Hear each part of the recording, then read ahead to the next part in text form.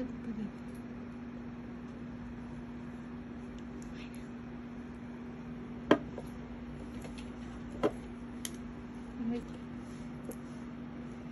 Buhatin ko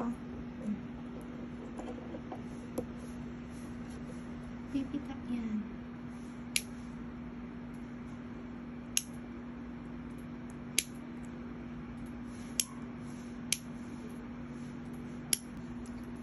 These are the materials that you needed.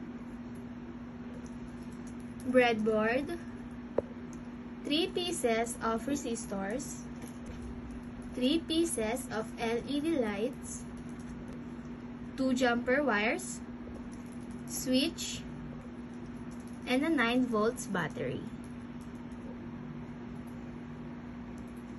Dito naman sa pastry, gagawa naman tayo ng parallel connection. Una, kumuha tayo ng resistor at itusok lang natin dito sa breadboard. Ayan. Sunod, kunin natin ang ating LED lights at itusok natin ang ating positive rail dito sa ating resistor.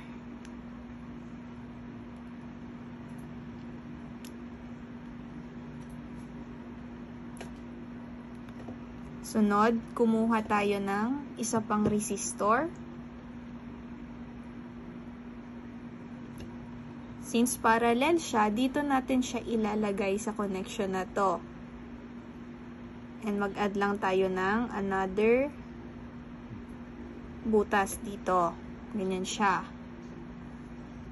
Ngayon, kumuha tayo ng LED at itusok natin yung positive rail dito sa pangalawa nating resistor.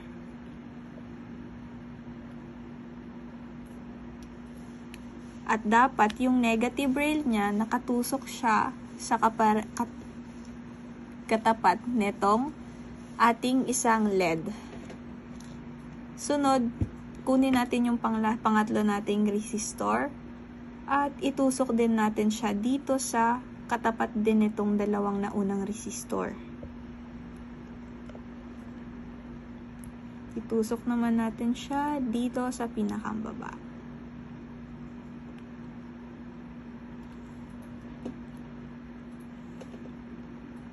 At kunin natin ang ating pang last na LED at itusok din naman natin yung positive rail niya dun sa huling resistor nating ginamit.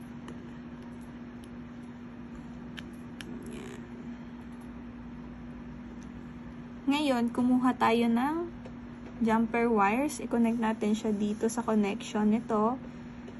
At yan yung itutusok natin sa positive rail ng ating battery. At dito naman, sa negative rail ng ating mga LED, itutusok natin ito sa negative rail ng ating battery. Ayan siya.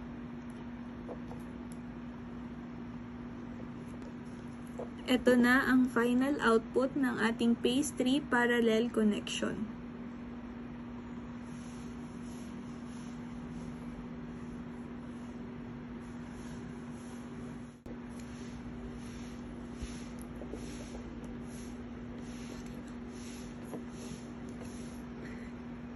Sulit pa rin.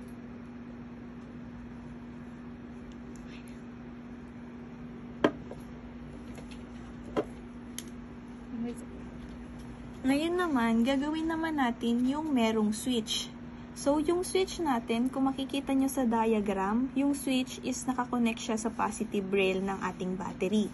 Kaya ngayon, tatanggalin lang natin tong wire na to at papalitan natin ng wire ng ating switch. Ikukunik lang natin siya sa positive rail ng ating battery.